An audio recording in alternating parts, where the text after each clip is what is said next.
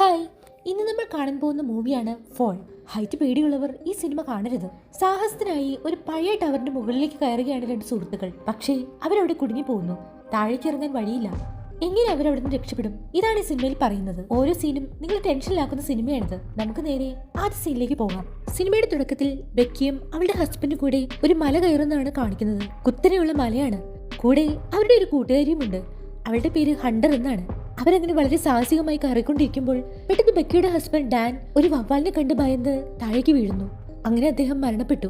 ഈ സംഭവത്തോടെ ബെക്കി ആകെ തകർന്നു പോവുകയാണ്. അവൾക്ക് അതിൽ നിന്ന് റിക്കവർ ആവാൻ കഴിയുന്നില്ല. മലകയറ്റമൊക്കെ അവൾ ഉപേക്ഷിച്ചു. അവളുടെ അച്ഛന് ബെക്കിയുടെ ഇപ്പോഴത്തെ അവസ്ഥയിൽ വല്ലാത്ത വിഷമമുണ്ട്. ബെക്കിയെ അയാൾ കുറെ ഉപദേശിക്കുന്നു. പക്ഷേ അവൾ അതിൽ നിന്ന് മൂവ് ഓൺ ചെയ്യാൻ ഒട്ടും തയ്യാറല്ല. അവസാനം അവളുടെ അച്ഛനൊരു ചോദ്യം ചോദിക്കുന്നു. നീയാണ് വീണ് മരിച്ചിരുന്നെങ്കിൽ ഡാൻ ഇതുപോലെ വിഷമിച്ചിരിക്കുമായിരുന്നു എന്ന് അദ്ദേഹം ചോദിക്കുന്നു. അവൻ എന്നെ മൂവ് ഓൺ ചെയ്തേനെ, സ്വന്തം ജീവിതം അവൻ എന്നെ നോക്കിയേനെ. അത് കേട്ടപ്പോൾ അവൾക്കൊരു സംശയം തോന്നിയെങ്കിലും അച്ഛന്റെ വാക്കുകളൊന്നും കേൾക്കാതെ അവൾ അവിടുന്ന് പോവുകയാണ്. ഡാന്റെ ഓർമ്മയിൽ അവളാകെ തകർന്നാണ് ഇപ്പോൾ ജീവിക്കുന്നത്. അവന്റെ ഫോണിലേക്കൊക്കെ അവൾ വിളിച്ചു നോക്കും. കിട്ടാതാകുമ്പോൾ അവൾക്ക് ഭ്രാന്തെടുക്കുന്നത് പോലെ തോന്നും. അവൾ കുറെ മരുന്നൊക്കെ എടുത്തു കഴിച്ച് ആത്മഹത്യക്ക് ശ്രമിക്കുകയാണ്. പക്ഷെ അപ്പോഴേക്കും അവളുടെ ഫോണിലൊരു കോൾ വരുന്നു. അത് അവരുടെ ആ ബെസ്റ്റ് ഫ്രണ്ടാണ്, ഹണ്ടർ. അവൾ ബെക്കിയെ കാണാൻ വന്നിരിക്കുകയാണ്. ബെക്കിയുടെ അച്ഛൻ ഹണ്ടറെ വിളിച്ച് ബെക്കിയുടെ കാര്യങ്ങളെല്ലാം അവളോട് പറഞ്ഞിരുന്നു. അതുകൊണ്ട് തന്നെയാണ് അവൾ ഇപ്പോൾ കൂട്ടുകാരിയെ കാണാൻ വന്നിരിക്കുന്നത്. ഹണ്ടർ ഇപ്പോൾ വന്നിരിക്കുന്നത് പുതിയൊരു പ്ലാനുമായിട്ടാണ്. അവിടെ ഒരു മരുഭൂമിയിൽ അബാൻഡന്റ് ആയിട്ടുള്ള ഒരു ടവർ ഉണ്ട്. 2000 അടി ഉയരമുണ്ട് അതിന്. അതിന്റെ പൊക്കത്ത് കയറുക, എന്നിട്ട് ഡാന്റെ ആഷസ് അവിടെ പറത്തി കളയുക. ഇതാണ് അവളുടെ പ്ലാൻ. ആ ടവർ പൊളിച്ചു കളയാൻ പോവുകയാണ്. Dante death anniversary അടുക്കുകയാണ്. അതിനു മുമ്പേ നമുക്കത് ചെയ്യാമെന്ന് അവൾ പറയുന്നു. പക്ഷേ ബെക്കിയാണെങ്കിൽ ഡാന്റെ മരണത്തിന് ശേഷം ഇതുവരെ അങ്ങനെയുള്ള സാഹസിക പ്രവൃത്തികളിലൊന്നും ഏർപ്പെട്ടിട്ടില്ല. അവൾക്ക് നല്ല പേടിയാണ്. പക്ഷെ അങ്ങനെ ചെയ്താൽ ബെക്കി ഓക്കെ ആകുമെന്ന് ഹണ്ടർ വിശ്വസിക്കുന്നു. അങ്ങനെ അവളെ ഒരു വിധത്തിൽ സമ്മതിപ്പിച്ച് അവരെ സാഹസത്തിനായി ഇറങ്ങി പുറപ്പെടുകയാണ്. B67 TV ടവർ എന്നാണ് അതിന്റെ പേര്. അവർ രണ്ടാളും ഒരു ഹോട്ടലിലെത്തി. ആ ഹോട്ടലിൽ നിന്ന് നോക്കിയാൽ ആ ടവർ കാണാം. പക്ഷേ അത് കുറച്ച് അകലെയാണ്. അന്ന് അവിടെ തങ്ങി അവർ പിറ്റേ ദിവസം രാവിലെ ആ ടവറിന്റെ അടുത്തേക്ക് പോകുന്നു. ഹണ്ടറിന് യൂട്യൂബ് ചാനലൊക്കെ ഉണ്ട്. അവൾ അതിനായി റെക്കോർഡ് ചെയ്യുന്നുണ്ട്. അവർ ഒരുപാട് നേരം ഡ്രൈവ് ചെയ്ത് ആ ടവറിന് അടുത്തെത്തി. പക്ഷെ അങ്ങോട്ടേക്ക് കടക്കരുതെന്നും ഡേഞ്ചർ ഓഫ് ഡെത്ത് എന്നും അവിടെ എഴുതി വെച്ചിട്ടുണ്ട്. ഇതൊന്നും വകവെക്കാതെ അവർ അങ്ങോട്ടേക്ക് പോവുകയാണ്. അങ്ങോട്ടേക്ക് കാർ കൊണ്ടുപോകാൻ മാർഗമില്ല. അതുകൊണ്ട് തന്നെ അവർ അങ്ങോട്ടേക്ക് നടക്കുന്നു. കുറെ ദൂരം അവരെ മരുഭൂമിയിലൂടെ നടക്കുന്നു. വഴിയിൽ ഒരിടത്ത് ഒരു ചെന്നായെ 2 കഴുകന്മാർ കുത്തി വലിക്കുന്നവർ കാണുന്നു. കഴുകന്മാരെ അവർ ഓടിക്കുന്നുണ്ട്. ഹണ്ടർ ഇതെല്ലാം സോഷ്യൽ മീഡിയയിൽ അപ്ലോഡ് ചെയ്യുകയാണ്. അവൾ അതിനെയെല്ലാം ഫണ്ണായിട്ടാണ് എടുക്കുന്നത്. പക്ഷെ ബെക്കിക്ക് അങ്ങനെയല്ല. അവൾക്ക് അതൊക്കെ വല്ലാത്തൊരു നെഗറ്റിവിറ്റി ഉണ്ടാക്കുന്നു. അവസാനം അവരെ ടവറിനടുത്തെത്തി. അത് വല്ലാത്ത ഉയരമുള്ളതാണ്. അതിന്റെ മുകൾ ഭാഗം താഴ്ന്ന് കാണാൻ പോലും സാധിക്കുന്നില്ല. അത് വളരെ പഴക്കം ചെന്നൊരു ടവറാണ്. ബെക്കി തനിക്കിത് ചെയ്യാൻ സാധിക്കില്ലെന്ന് പറയുന്നു. പക്ഷെ ഹണ്ടർ അവളെ വളരെയധികം നിർബന്ധിക്കുന്നു. അങ്ങനെ അവരത് കയറാൻ തുടങ്ങി. അവരൊരു റോപ്പ് അവർ രണ്ടുപേരും കണക്ട് ചെയ്തിട്ടിട്ടുണ്ട്. ഹണ്ടറാണ് ആദ്യം കയറുന്നത്. പുറകിൽ മടിച്ച് ബെക്കിയും കയറുന്നു. ആദ്യമെല്ലാം വലിയ കുഴപ്പമില്ലാതെ കയറി പോവുകയാണ്. അവൾ കാൽ വെച്ചൊരു പടി ഇളകിപ്പോകുന്നു. ആ ഇളകിപ്പോയ പടി താഴേക്ക് വീണു. പക്ഷെ വീണ്ടും അവരതൊന്നും കാര്യമാക്കാതെ കയറുകയാണ്. ഹണ്ടർ വളരെ ഈസി ആയിട്ടാണ് കയറി പോകുന്നത്. പക്ഷെ ബെക്കിക്ക് ഇപ്പോഴും ആ ഒരു പേടിയും ട്രോമയും ഉണ്ട്. അവൾ പതിയെ കയറുകയാണ്. പലയിടത്തെയും നട്ടുകളൊക്കെ ഇളകിയിരിക്കുന്നത് കാണാം. അതാകെ ദ്രവിച്ചൊക്കെ ഇരിക്കുകയാണ്. അവരിപ്പോൾ 1000 അടി കയറിയിരിക്കുകയാണ്. അവർ വന്നപ്പോൾ തങ്ങിയ ഹോട്ടൽ അവർക്ക് അവിടെ നിന്ന് ദൂരെ കാണാം. അവർക്ക് ഇനിയും മുകളിലേക്ക് പോകാനുണ്ട്. അവർ കയറി ഒരു പ്ലാറ്റ്ഫോമിലെത്തി. അവിടെ നിന്ന് ഇനിയും കുറച്ചും കൂടി മുകളിലേക്ക് പോകാനുണ്ട്. പക്ഷേ അങ്ങോട്ടേക്കുള്ള ലാഡറിന് ചെറിയൊരു കുലുക്കമുണ്ട്. ഹണ്ടർ മുകളിൽ എത്തിക്കഴിഞ്ഞു. ബെക്കി ആ ലാഡർ പയ്യെ കുലുക്കി നോക്കുന്നു. അവൾക്ക് നല്ലപോലെ പേടിയാവുന്നുണ്ട്. പക്ഷെ എന്നാലും അവൾ അതിലൂടെ കയറുന്നു. ആ ലാഡർ നല്ലപോലെ ദ്രവിച്ചിട്ടുണ്ട്. ഇത്രയും നേരം കയറി വന്നെടുത്ത് ചുറ്റും ഫ്രെയിംസ് ഉണ്ടായിരുന്നു. പക്ഷെ ഇവിടെ ഈ ലാഡർ മാത്രമേ ഉള്ളൂ. ഹണ്ടറിന് പക്ഷെ ഇതൊന്നൊരു വിഷയമല്ല. അവിടെ ഇത് വളരെ എൻജോയ് ചെയ്ത് കയറി. കുറച്ച് കയറിയപ്പോൾ അവിടെ കമ്മ്യൂണിക്കേഷൻ ഡിഷുകളുണ്ട്. അതിന്റെ ഇടയിലൂടെ അവർക്ക് നൂർന്ന് കയറണം. ഒരു വിധത്തിൽ അവർ അതിലൂടെ കയറുന്നു. പക്ഷെ ഇതിനിടയ്ക്ക് ആ ലാഡർ ഒന്ന് ഇളകുന്നുണ്ട്. അതിന്റെ സ്ക്രൂ ഒക്കെ ഇളകി തച്ച് പോകുന്നുണ്ട്. ഇതിനിടയ്ക്ക് ഹണ്ടർ മുകളിലെത്തി. അവൾ അതിന്റെ മുകളിലെ പ്ലാറ്റ്ഫോമിൽ കയറി. ഒരൽപ്പം പേടിച്ചിട്ടാണെങ്കിലും ബെക്കിയും പുറകിൽ കയറി എത്തുന്നു. ഹണ്ടർ ബെക്കിയെ കൈ പിടിച്ച പ്ലാറ്റ്ഫോമിലേക്ക് കയറ്റുന്നു. പക്ഷെ ഈ സമയം അതിന്റെ മുകളിലുള്ള ഒരു സ്ക്രൂ ഊരി പോകുന്നത് കാണിക്കുന്നു. ആ ലാഡർ ശരിക്കും അപകടാവസ്ഥയിലാണ്. അവർ ഏറ്റവും മുകളിൽ എത്തിയിരിക്കുകയാണ്. അവർക്ക് വല്ലാത്ത സന്തോഷമായി. കുറെ ഫോട്ടോസ് എല്ലാം അവരെടുക്കുന്നു. ഒരു ഡ്രോൺ പറത്തി അവർ അവരെ തന്നെ ഷൂട്ട് ചെയ്യുന്നു. ഹണ്ടർ ആ പ്ലാറ്റ്ഫോമിൽ ഒരു കയ്യിൽ മാത്രം തൂങ്ങി ആടുകയാണ്. ബെക്കിയെ കൊണ്ടും അവൾ അത് ചെയ്യിക്കുന്നു. അതെല്ലാം അവർ ക്യാമറയിൽ പകർത്തുന്നുമുണ്ട്. വളരെ പേടിച്ചിട്ടാണെങ്കിലും ബെക്കിയും അതെല്ലാം ചെയ്യുന്നു. ഇനി അവരവിടെ നിൽക്കുന്നതിൽ നിന്ന് എയർക്രാഫ്റ്റിനൊക്കെ സിഗ്നൽ കൊടുക്കാനുള്ള ചെറിയൊരു ടവർ കൂടിയുണ്ട്.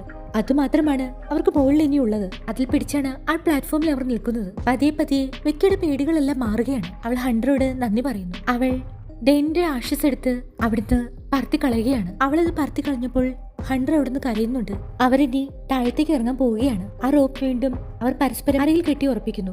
അതിനുശേഷം ആദ്യം ബെക്കിയാണ് ഇറങ്ങുന്നത്. പക്ഷെ അവൾ കുറച്ചിറങ്ങിയതും ആ ലാഡർ ഇളകുകയാണ്. ആ ലാഡർ മുഴുവനുമായി ഇളകിയിരിക്കുന്നു. അവൾ അതുമായി താഴേക്ക് വീഴുകയാണ്.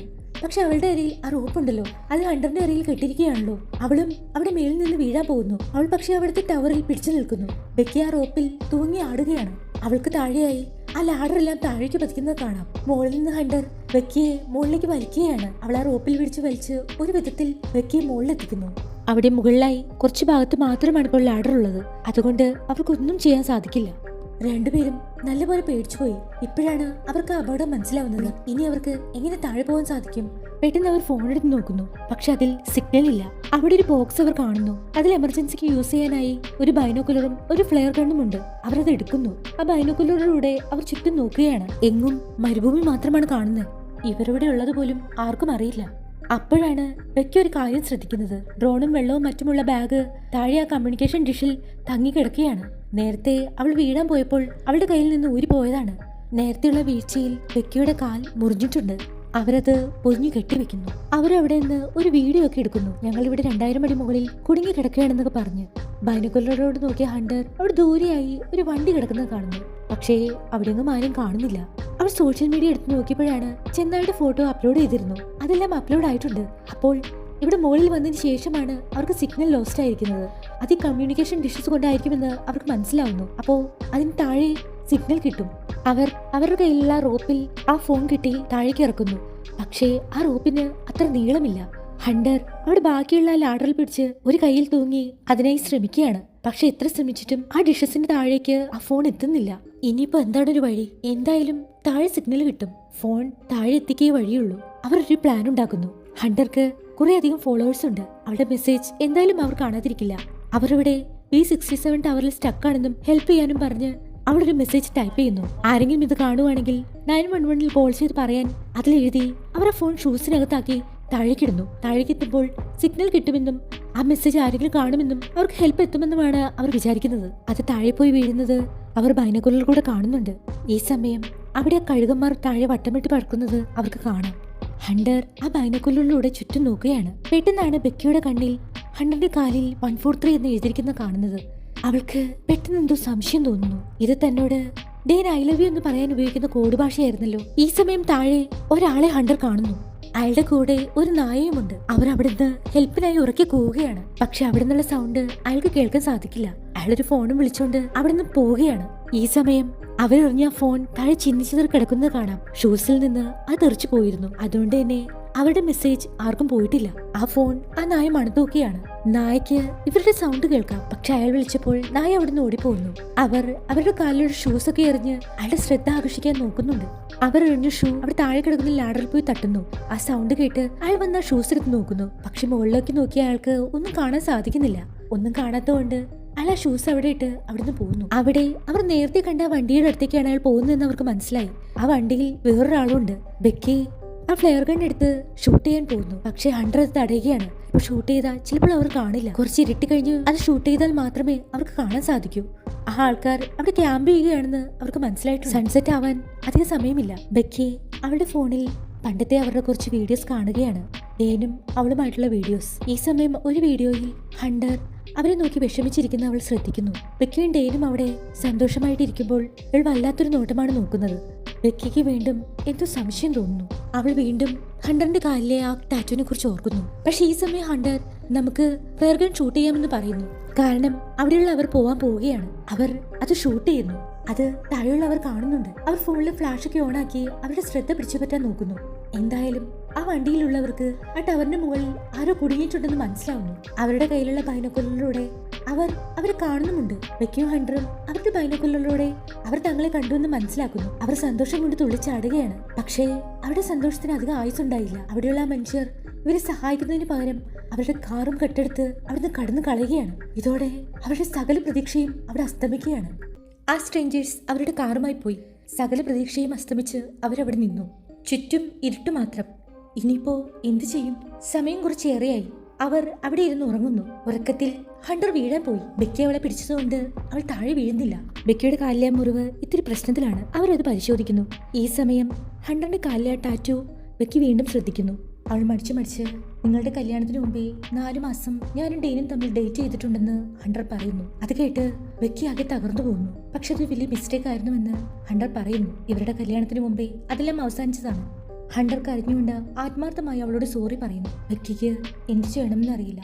അവൾ ആകെ തകർന്നവിടെ ഇരിക്കുന്നു. അവൾ തന്റെ ആ വിവാഹമോതിരത്തിലേക്ക് നോക്കുന്നു. അതവൾ ഊരിയെടുത്ത് മാലയിൽ കോർത്തിടുന്നു. അവർക്ക് അവിടെ അങ്ങനെ അധികം നേരം പിടിച്ചു നിൽക്കാനാവില്ല. അവരുടെ കയ്യിലുള്ള വെള്ളം ആ ഡിഷിൽ തങ്ങിക്കിടക്കുന്ന ആ ബാഗിലാണുള്ളത്. അതിൽ തന്നെയാണ് ആ ഡ്രോണും ഉള്ളത്. എങ്ങനെയെങ്കിലും അതെടുക്കണമെന്ന് ഹണ്ടർ പറയുന്നു. ആ റോപ്പിൽ താൻ തൂങ്ങിയിറങ്ങാമെന്നും അതെടുക്കാൻ നോക്കാമെന്നും അവൾ പറയുന്നു. ബെക്കി അതിനെ എതിർക്കുന്നുണ്ടെങ്കിലും നമുക്ക് വേറെ ചോയ്സ് ഇല്ലെന്ന് ഹണ്ടർ പറയുന്നു. അവൾ ആ റോപ്പ് അവിടെ കെട്ടി ഉറപ്പിക്കുന്നു. അവൾ ഇറങ്ങുന്നതിന് മുമ്പേ ബെക്കി ഒന്ന് നോക്കുന്നു. സൂക്ഷിച്ചിറങ്ങാൻ ബെക്കി അവളോട് പറയുന്നു. താഴേക്ക് ഇറങ്ങുമ്പോൾ തന്നെ അവളുടെ കാലൊന്ന് തെന്നി അവൾ ആ റോപ്പിൽ തൂങ്ങിയാടുകയാണ്. ആ തൂണിലൊക്കെ അവൾ പോയി ഇടിക്കുന്നുണ്ട്. അവൾ പക്ഷേ എങ്ങനെയൊക്കെയോ അതിൽ പിടിച്ചു നിൽക്കുന്നു. എന്നിട്ട് വീണ്ടും താഴേക്ക് ഇറങ്ങുന്നു. ആ ഡിഷിന്റെ അടുത്തെത്തിയെങ്കിലും ആ റോപ്പിന് അത്ര നീളം പോരാ. അവൾ എത്തി വലിഞ്ഞ് ആ ബാഗ് എടുക്കാൻ നോക്കുന്നുണ്ട്. എത്ര ശ്രമിച്ചിട്ടും ആ ബാഗ് എടുക്കാൻ കഴിയുന്നില്ല. ബെക്കി അവളോട് സൂക്ഷിക്കാൻ പറയുന്നുണ്ട്. ഇനിയിപ്പോ വേറെ വഴിയില്ലെന്ന് ഹണ്ടർ പറയുന്നു. അവളുടെ അരിയിൽ നിന്ന് ആ റോപ്പ് വേർപെടുത്തുന്നു. ഒരു കൈ ആ റോപ്പിൽ തൂങ്ങി മറ്റേ കൈ കൊണ്ട് ആ ബാഗ് എടുക്കാനാണ് അവളുടെ ശ്രമം. ആ റോപ്പിന്റെ അറ്റത്ത് ഒരു കുരുക്കുള്ളതിൽ അവൾ തൂങ്ങിയാടുന്നു. പക്ഷേ എന്നിട്ടും എത്തുന്നില്ല. ഒന്നുകൂടി ആ തൂണിൽ ചവിട്ടി കുറച്ചൊന്ന് മാറി ആ ഡിഷിലേക്ക് ചാടുന്നു. അവൾ ആ ബാഗിന്റെ അടുത്തെത്തി. ഇപ്പോൾ അവൾ ആ ഡിഷിലാണ് ഇരിക്കുന്നത്. അവൾ താഴേക്ക് നോക്കുന്നു. അവൾക്ക് പേടിയാവുന്നുണ്ട്. ബാഗിൽ നിന്നും വെള്ളം എടുത്ത് അവൾ കുടിക്കുന്നു. ഇനി തിരിച്ച് ആ റോപ്പിൽ ചാടി പിടിക്കണം. അവൾ അതിന് തയ്യാറെടുക്കുകയാണ്. ഹണ്ടർക്ക് എത്ര ശ്രമിച്ചിട്ടും ആ റോപ്പിൽ കൈയെത്തുന്നില്ല. ഇനിയിപ്പോ എന്താണൊരു വഴി? അപ്പോഴാണ് അവളുടെ കയ്യിലുള്ള സ്റ്റിക്ക് അവൾ ഓർക്കുന്നത്. അതിന്റെ അറ്റത്ത് ആ ബാഗ് അവൾ കൊളുത്തി വെക്കുന്നു. ആ സ്റ്റിക്കിന്റെ അറ്റത്തുള്ള കൊളുത്ത് വെച്ച് ആ റോപ്പിൽ കൊളുത്താൻ അവൾ നോക്കുകയാണ്. കുറച്ചു നേരത്തെ ശ്രമത്തിന് ശേഷം അവൾക്ക് അതിന് സാധിക്കുന്നു. ഇനി ആ ബാഗിലേക്ക് ഇവൾ ചാടി പിടിക്കണം. ബെക്കിയോട് ആ റോപ്പ് പിടിച്ച് മേളിലോട്ട് കയറ്റണമെന്നും അവൾ പറയുന്നു. അവൾ ഒരൊറ്റ ചാട്ടം. ഭാഗ്യത്തിന് അവൾക്ക് ആ ബാഗിൽ പിടുത്തം കിട്ടി. അവൾ വീണ്ടും തൂങ്ങിയാടുകയാണ്. ആ തൂണിലെല്ലാം പോയി അവൾ തട്ടുന്നുണ്ട്. ഹണ്ടർ ആ ബാഗിൽ കയറി ഇരിക്കുന്നു. ബെക്കി വളരെ കഷ്ടപ്പെട്ട് അവിടെ പിടിച്ചു നിന്ന് ആ റോപ്പ് വലിക്കുകയാണ്. അവൾ ഏകദേശം മേളിലെത്താറായി. അവിടെയുള്ള കോണിയിൽ അവൾ പിടിക്കാൻ നോക്കുന്നു. പക്ഷെ പെട്ടെന്ന് പിടിവിട്ട് അവൾ താഴേക്ക് പോകുന്നു. ബെക്കി പേടിച്ച് താഴേക്ക് നോക്കുന്നു. പക്ഷെ ഭാഗ്യത്തിന് ഹണ്ടർക്ക് ആ ബാഗിൽ പിടുത്തം കിട്ടിയിരുന്നു. അവൾ അവിടെ ഇരുന്ന് ബെക്കിയെ വിളിക്കുന്നു.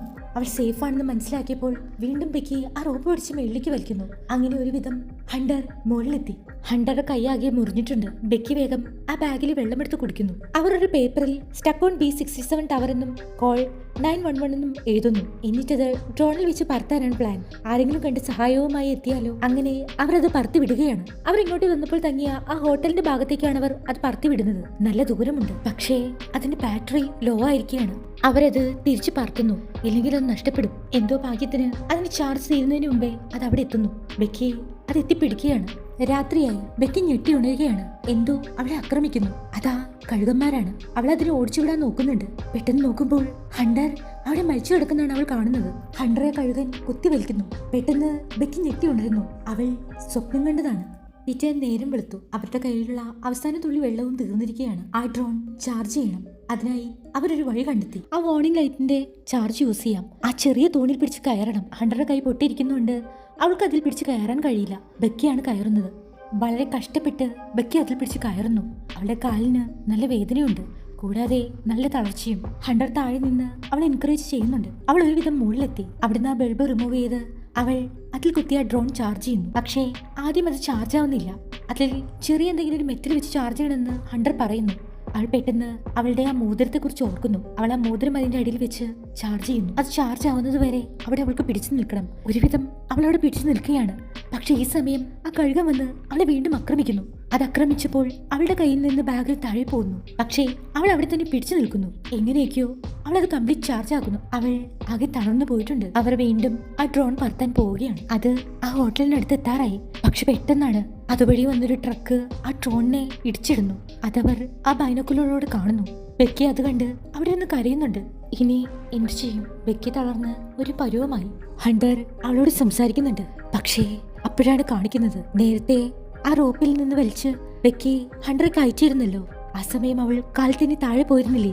ഹണ്ടർക്ക് ആ സമയം ആ ബാഗിൽ പിടുത്തം കിട്ടിയിരുന്നില്ല. അവൾ ആ ഡിഷിൽ പോയി വീണ് അപ്പൊ തന്നെ മരിച്ചു പോയിരുന്നു.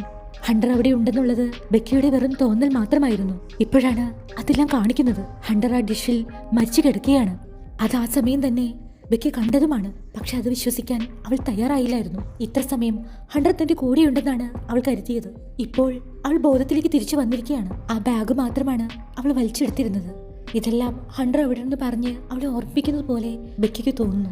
അന്ന് രാത്രി അവിടെ നല്ല ഇടിയും മഴയുമുണ്ട്. അവൾ ആ തൂണിൽ പിടിച്ച് അവിടെ കിടക്കുകയാണ്. താഴെയായി ഹണ്ടർ കിടക്കുന്നത് കാണാം. അവൾ തന്റെ ഫോൺ എടുത്ത് അവളുടെ അച്ഛന്റെ ഫോട്ടോ നോക്കുന്നു. അച്ഛൻ തന്നെ എത്രമാത്രം കെയർ ചെയ്തിരുന്നുവെന്ന് അവൾ ഓർക്കുന്നു. വീണ്ടും നേരം പുലർന്നു. അവൾ അവിടെ ഉറങ്ങുകയാണ്. അവൾക്കൊന്നും ചെയ്യാനുള്ള ശക്തിയില്ല. ആ സമയം ആ പക്ഷി അവിടെ വീണ്ടും വന്നിട്ടുണ്ട്. അത് അവളുടെ അടുത്ത് വന്നിരിക്കുന്നു. എന്നിട്ട് അവളുടെ മുറിവിൽ നിന്ന് എന്തൊക്കെയോ കൊത്തി തിന്നുന്നു. ഈ സമയം ബെക്കി കണ്ണു തുറക്കുന്നു. അവൾ എന്തോ തീരുമാനിച്ചുറപ്പിച്ചിട്ടുണ്ട്. അവൾ അതിന്റെ കഴുത്തിൽ പിടുത്തമിട്ടു. എന്നിട്ട് അതിന്റെ കഴുത്ത് പിടിച്ച് തിരിച്ച് അതിനെ അവിടെ നിന്ന് കൊല്ലുകയാണ്. അതൊരുപാട് രക്ഷപ്പെടാൻ ശ്രമിക്കുന്നുണ്ട്. പക്ഷെ അവൾ സർവ്വശക്തിയും എടുത്ത് അതിനെ കൊല്ലുന്നു. എന്നിട്ട് അതിന്റെ മാംസം ഭക്ഷിക്കുകയാണ്. അവൾക്ക് അത്രമാത്രം വിശപ്പുണ്ട്. ഇവിടെ കുടുങ്ങിയിട്ട് എത്ര ദിവസമായി. അവൾ അത്യാവശ്യം ശക്തി വീണ്ടെടുത്തു. അവൾ എന്തിനും തയ്യാറെടുക്കുകയാണ്. മുടിയെല്ലാം വാരി ഒതുക്കി അവൾ താഴേക്ക് ഇറങ്ങാൻ പോവുകയാണ്. അവിടെ താഴെ ഹണ്ടറിന്റെ ശരീരം ആ രണ്ടാമത്തെ കഴുകൻ കൊത്തിവലിക്കുന്നത് അവൾക്ക് കാണാം. ഹണ്ടറിന്റെ വയർ ആ കഴുകൻ കൊത്തിവലിക്കുകയാണ്. അവൾ ആ റോപ്പ് അവിടെ ഉണ്ടായിരുന്ന ഏണിയുടെ താഴെ കുടുക്കിയിടുന്നു. എന്നിട്ട് ആ റോപ്പ് വഴി താഴെ ഇറങ്ങുകയാണ്. ഇപ്പോഴെന്തായാലും ആ ഡിഷ് വഴി നീളമുണ്ടാകും. അവൾ ആ ഡിഷിലെത്തി. അവളെ കണ്ട് ആ കഴുകൻ പേടിച്ചോടി. അവൾ വിഷമത്തോടെ ഹണ്ടറിന്റെ കയ്യിൽ പിടിക്കുന്നു. എന്നിട്ട് അവളെ നോക്കി അവൾ കരയുന്നുണ്ട്. അവൾ അവളുടെ ഫോൺ എടുത്തു. എന്നിട്ട് താൻ B67 ടവറിൽ സ്റ്റക്ക് ആണെന്നും ഹെൽപ്പ് എന്നും പറഞ്ഞ് അവളുടെ അച്ഛനൊരു മെസ്സേജ് ടൈപ്പ് ചെയ്യുന്നു. ബെക്കിയുടെ കാലിലെ ഷൂസ് അവൾ അഴിച്ചെടുത്തു. എന്നിട്ട് ആ ഫോൺ ആ ഷൂസിനകത്താക്കുന്നു. എന്നിട്ട് ഹണ്ടറോട് തന്നോട് ക്ഷമിക്കണമെന്ന് പറഞ്ഞ് ആ കഴുകൻ കൊത്തി വലിച്ച വയറിനുള്ളിലേക്ക് ആ ഷൂസ് തേയെ കയറ്റുന്നു. ഒരുപാട് വിഷമത്തോടെയാണ് അവളത് ചെയ്യുന്നത്. പക്ഷേ അവൾക്ക് വേറെ വഴിയില്ല. എന്നിട്ട് ഹണ്ടറെ തള്ളി താഴെ ഇടാനാണ് അവളുടെ പ്ലാൻ. അപ്പോൾ ആ ഫോൺ സുരക്ഷിതമായി താഴെ എത്തും. എന്നിട്ട് താൻ ടൈപ്പ് ചെയ്ത മെസ്സേജ് അവളുടെ അച്ഛന് പോകും. ഇത് അവൾക്കറിയാം. അവൾ ഹണ്ടറെ തള്ളി താഴെ ഇട്ടു. ഹണ്ടറുടെ ശരീരം ആ ഉയരത്തിൽ നിന്ന് താഴേക്ക് വീഴുകയാണ്. പെട്ടെന്ന് അവളിരിക്കുന്ന ഡിഷ് വല്ലാതെ ഒന്ന് ഉലയുന്നുണ്ട്. അവളാകെ പേടിക്കുന്നു. അടുത്ത സീൻ, അവളുടെ അച്ഛൻ വളരെ വേഗത്തിൽ കാറോടിച്ച് വരുന്നതാണ് കാണിക്കുന്നത്. ആ ടവറിന്റെ അടുത്ത് എത്താറായിരിക്കുന്നു. അദ്ദേഹത്തിനപ്പോൾ അവളുടെ ആ മെസ്സേജ് കിട്ടിയിരിക്കുന്നു. അവിടെ കുറെ വാഹനങ്ങൾ താഴെ കിടക്കുന്നത് കാണാം. ഒരു ഹെലികോപ്റ്ററുമുണ്ട്. അദ്ദേഹം വാഹനം നിർത്തി അങ്ങോട്ടേക്ക് ഓടിപ്പോകുന്നു. അവിടുന്ന് ഒരു മൃതദേഹം എടുത്തുകൊണ്ട് പോകുന്നത് ബെക്കിയുടെ അച്ഛൻ കാണുകയാണ്. ബെക്കിയുടെ അച്ഛൻ അത് കണ്ട് കരയുന്നു. പെട്ടെന്നാണ് ബെക്കി ഡാഡി എന്ന് വിളിക്കുന്നത് അദ്ദേഹം കേൾക്കുന്നത്. അച്ഛനെ കണ്ട് അവൾ ഓടി വരികയാണ്. അവളെ സുരക്ഷിതമായി അവർ താഴെ ഇറക്കിയിരിക്കുന്നു. അച്ഛൻ ഓടി വന്ന് അവളെ കെട്ടിപ്പിടിക്കുന്നു. അത് ഹണ്ടറുടെ ശരീരമാണ് അവിടുന്ന് മാറ്റുന്നത്. അവളെയും കൊണ്ട് അച്ഛൻ അവിടുന്ന് പോകുന്നു. ഈ ഒരു സീനോടെ ഈ സിനിമ ഇവിടെ അവസാനിക്കുകയാണ്. അടുത്തൊരു സിനിമയുമായി നമുക്ക് വീണ്ടും കാണാം. ബൈ.